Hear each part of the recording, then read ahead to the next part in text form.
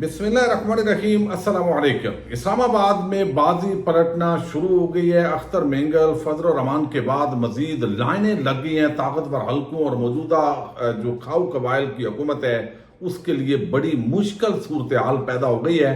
अख्तर मेंगल को मनाने की कोशिशें भी हो रही हैं, लेकिन तहरीक इंसाफ के कायदीन से उनकी एक आम मुलाकात हुई है। 8 सितंबर के जलसे से पहले एक बड़ा इजलास आज बुला लिया गया और ये अपोजिशन अलायंस का जो इजलास हो रहा है इसके अंदर बड़े फैसले भी हो रहे हैं। लेकिन इसके साथ ही गंडापुर ने सलीम साफी के खिलाफ बड़ा कदम उठाया है। ये क्या माजरा है, इसकी कुछ डिटेल भी आपके सामने रखनी है। लेकिन शुरू में एक गुजारिश कर दूं कि इस वक्त मेरा जो यूट्यूब चैनल है, चंद और दोस्त हैं उस पर फायर वॉल जो है उसका इतलाक हो गया है और आपने इसके अंदर मुआवनत करनी है और अपने फीडबैक से जरूर आगाह करना है। और जो वीडियोस आपके सामने आती हैं वो जरूर आप शेयर किया करें, लाइक किया करें और कमेंट किया करें। अब इस वक्त जो मामलात हैं वो हम मुसलसल डिस्कस कर रहे हैं। इमरान खान की जो हुकूमत है उसने यकीनन बहुत सारी गलतियां की होंगी, लेकिन उसके बाद जो तबका लेके आए उसमें जाली बैंक अकाउंट्स के धंधे करने वाले और उसमें मनी लॉन्ड्रिंग करने वाले जो खाऊ कबाइल हैं वो मुकम्मल तौर पर इस वक्त जो है वो हुकूमत कर रहे हैं। फिर फार्म 47 की हुकूमत तहरीक इंसाफ को सियासी मंजरनामे से आउट करना बुनियादी तौर पर माइनस इमरान का एक मंसूबा था, उस पर अमल दरामद का कोई और बगैर रास्ता नहीं था। तो फिर 9 मई के जो वाकयात हैं उसके बाद हमने देखा इसके अंदर तेजी आई। पाकिस्तान की अवाम ने जिसको इलेक्ट किया उसको हुकूमत देने की बजाय पाकिस्तान की अवाम के खिलाफ एक महाज कायम करने के हवाले से सोचा गया कि हम अवाम से लड़ लेंगे। तो अब ये इसी चीजें जो है वो इसी तनादर के अंदर आगे बढ़ाई जा रही हैं। अब खतरा ये भी है कि इमरान खान को अगर हम इक़्तिदार देंगे, यानी अगर गैर जनबदार होते हैं हमारे मुख्तलिफ इदारे, तो उसके बाद इमरान खान उनके साथ क्या करेंगे। जिन्होंने लोगों पे घरों पे हमले किए, इंसानी हकूक की पामालियां की, बच्चों खवातीन को हरासा किया, तो अब जो ट्रस्ट डेफिसिट है ये मामला असल में चल रहा है। अब दूसरी तरफ इमरान खान को फौजी अदालतों के अंदर ले जाने के हवाले से ये हफ्ता यानी ये अगले बिल्कुल एक हफ्ते के अंदर अंदर इसकी कुछ इतलात आ रही हैं। और अगर फौजी अदालत में इमरान खान को ले जाया जाता है तो ये अवाम को आप समझें कि और ज्यादा मसल दिखाने वाली बात होगी। तहरीक इंसाफ के कारकुनान का मामला और है, इस वक्त जो पीटीआई लीडरशिप है उसके कंप्रोमाइज्ड होने या उनको आप कमजोर कह लें, वो इसी सतह पे जिद्दोजहद ही इतनी कर सकते हैं, अवाम को मोबिलाइज कर नहीं सकते। शेर अफजल मरवत के साथ अगर अवाम निकलती है तो उसको वैसे ही वो आगे नहीं आने देते और कोई ना कोई ऐसा मामला उसके खिलाफ उठाए रखते हैं। अब दूसरी तरफ मैं आपको एक चीज बताऊं, इस वक्त एक खबर आई है और ये खबर बड़ी अफसोसनाक है। अब देखिए ये हालात हो गए और ये महंगाई जो अभी जाली खबरें चलाई जा रही हैं कि सिंगल डिजिट के अंदर महंगाई आ गई है, यानी अजीब जो ग्राउंड रियलिटी के खिलाफ है। लोग खुदकुशियां कर रहे हैं और आप इतने झूठ बोले जा रहे हैं, उस पर कंपेन पे करोड़ों रुपया आप खर्च कर रहे हैं ये बताने के लिए। दूसरी तरफ IMF से भीख मांग के जो कुछ ले रहे हैं, ऐसे अल्ले तलल्ले शरीफों और जरदारियों की कंपेन के अंदर ये पैसा उसके अंदर बहुत सारा जा रहा है। अब इश्तिहार चलेंगे, इश्तिहार के अंदर बताते हैं महंगाई कंट्रोल हो गई है, लोग खुदकुशियां कर रहे हैं। और अब हालात ये हैं कि अभी उस्मान भट्ट हैं, रिपोर्टर हैं, सहाफी हैं, उन्होंने ये खबर दिया कि थाना रवात पुलिस ने पेट्रोलियम एजेंसी पर डकैती के 2 मुल्जमान को गिरफ्तार किया। तहकीकात पर यह मालूम हुआ है कि डकैत इस्लामाबाद पुलिस के एहलकार है। ये तो शहर इक़्तिदार के हालात है भाई, लाहौर की बात तो अलग है। अब डकैती पुलिस वाले कर रहे हैं। एक तो ओपन वर्दी के अंदर डकैती होती है ना, वो जिन लोगों के घरों पे रेड किया गया, कितना कितना माल बनाया गया, या 9 मई के अगर कभी खाता खुलेगा तो उसमें पुलिस ने और बाकियों ने जो लॉ एनफोर्समेंट एजेंसीज है उन्होंने कितना माल कमाया है। यानी किसी को छोड़ने का, किसी को धमकी दे के कि आपको और नहीं तो 9 मई में डाल देंगे, और ये सारी चीजें बहुत सारी स्टोरीज हैं। रावलपिंडी पुलिस ने पेटी बंद भाइयों को धर लिया और सरकारी असला और वायरलेस बरामद की है। वफाकी पुलिस में स्क्रूटनी के अमल को की सख्त जरूरत है, ये जोर दिया गया इस पे।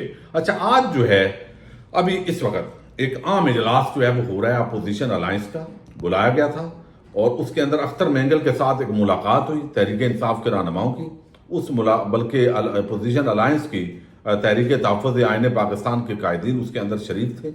और उसके बाद اب یہ توقع کی جا رہی ہے کہ اختر مینگل جو ہے وہ جو عدم اعتماد کے وقت تو انہوں نے پیٹھ میں چھرا گھونپا تھا، لیکن اب وہ دوبارہ تحریک انصاف کے اس اتحاد کا شاید یہ حصہ بن جائیں گے۔ اب اس کو منانے کے لیے حکومت بھی متحرک ہے، جماعتیں بھی متحرک ہیں، لیکن اس کے ساتھ اب اس اجلاس میں متوقع طور پر وہ شریک ہو کر بڑا اعلان کر سکتے ہیں، اور یہ اجلاس ہنگامی طور پر اچانک جو ہے وہ 5 بجے کا ٹائم دے کے بلایا گیا ہے، اور اجلاس سے اب اطلاعات آ رہی ہیں کہ وہ شروع ہونے والا ہے، شروع ہو چکا ہوگا، لیکن بہرحال یہ اچانک چونکہ 8 ستمبر کو جلسہ ہے، اس جلسے سے پہلے اس وقت پکڑ دکڑ گرفتاریاں، رکاوٹیں، دفعہ 144 جلسے کی ممکن ہے روکنے کے لیے مختلف ہتھکنڈے استعمال ہوں، تو یہ سارے جو چیزیں ہیں پاسبلٹیز، ان کا جائزہ لیا جا رہا ہے، لیکن ہمیں ایسا دکھائی دے رہا ہے جیسے پہلے جلسے کا ایک مومنٹم بنا تھا، وہ مومنٹم ابھی تک تحریک انصاف کے اندر سے نہیں بنا، اور دھاندلی کے حوالے سے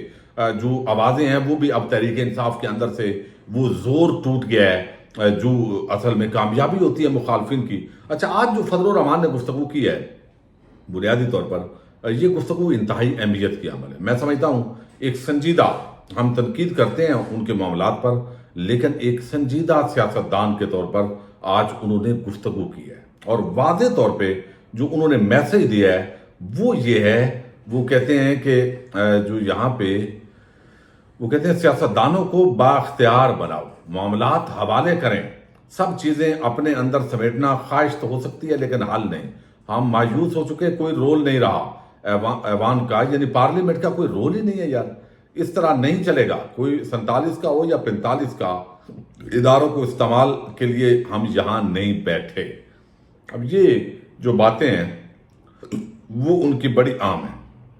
اب اس کے اندر صرف فضل الرحمان نہیں ہے، کل اختر مینگل، اب فضل الرحمان، ان کے بعد سینیٹر زاہد حسین، یہ ان کا تعلق جو ہے آپ کو علم ہے وہ اے این پی کے ساتھ ہے، اور اسی طرح اس سے پہلے بھی اے این پی کے بہت سارے جو رہنما ہیں، بشیر بلور ہیں، وہ سیاست سے علیحدگی اختیار کر چکے ہیں کہ آئندہ الیکشن میں نہیں لڑوں گا، اور ایک عدم اعتماد، یعنی وہ جماعتیں جو خیبر پختونخوا کی پہچان تھی، جو بلوچستان کی پہچان ہے، جو چہرے وہ اس وقت مایوس ہو گئے ہیں۔ کیوں؟ کہ بھئی بلوچستان کی وہ کہتے ہیں بات ہوتی ہے تو ٹی وی پہ کٹ لگ جاتا ہے، ہمیں پاکستان کا حصہ نہیں سمجھا جا رہا۔ مارنگ بلوچ کے ساتھ اسد کیسر کہتا ہے عوام کھڑی ہے، اور سیاستدان ارریلیونٹ ہو گئے ہیں بلوچستان کے اندر، طاقتور حلقے جو ہیں ان کے خلاف ایک نفرت پھیلی ہوئی ہے۔ قومی جماعت ایک ہے تحریک انصاف، باقی تو علاقائی جماعتیں ہیں، اس کو آپ نے عمران خان کو بند کر کے تحریک انصاف کے لیے گھیرا تنگ کر دیا ہے، تو عملی طور پہ مارشل لا پلس ٹائپ جو ہے ایک حکومت اس وقت پاکستان کے اندر ایک کٹ پتلی قسم کی حکومت قائم ہے، اور یہ وہ شکوہ ہے جو اس وقت سیاسی لیڈرشپ کر رہی ہے۔ اچھا، اب جو باتیں آج فضل الرحمان نے کی ہیں، یہ باتیں انتہائی اہمیت کی عمل ہے۔ اس کے اندر جو ہے وہ ایک بات جو انہوں نے، یعنی میں صرف تھوڑی سی باتیں آپ کے سامنے رکھنی ہے۔ ایک تو انہوں نے کہا کہ بلوچستان اور خیبر پختونخوا میں حکومت کی ریٹ ختم ہو چکی ہے، راکٹ لانچر اور ہر طرح کے جدید اسلحہ سے مسلح جتھے بھتے لے رہے ہیں، اور بلوچستان میں ایک ہی دن میں کئی ایک بڑے حملے ہوئے ہیں۔ ایوان اس صورتحال پر غور نہیں کرے گا تو کون کرے گا؟ اچھا، یہ بات بڑی عام ہے، کٹ پتلی حکومت نے اس پہ کوئی خاص ایک اجلاس ہی نہیں کیا۔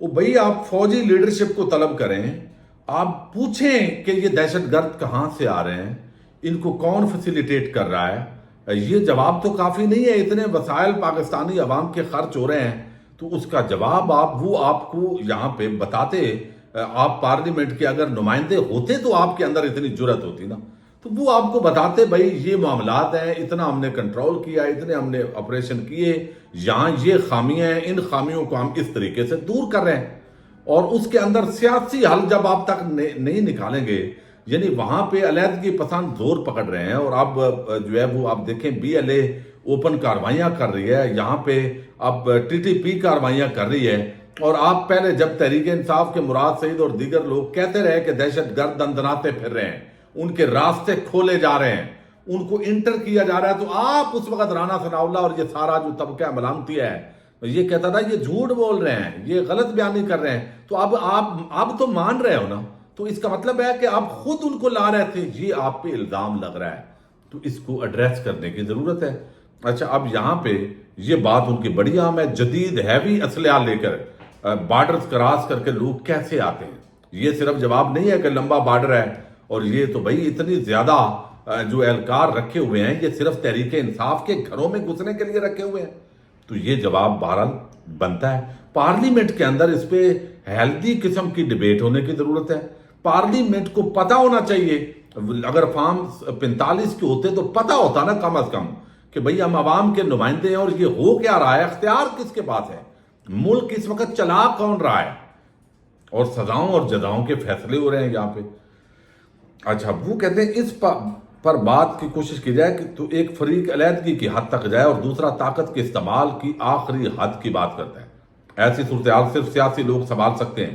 آج سیاسی لوگوں کی اہمیت ختم کی جا رہی ہے، سینئر اور سنجیدہ سیاسی قیادت کو سائیڈ لائن کیا جا رہا ہے، جذباتی لوگوں کو آگے لانے سے ریاست کا نقصان ہوتا ہے۔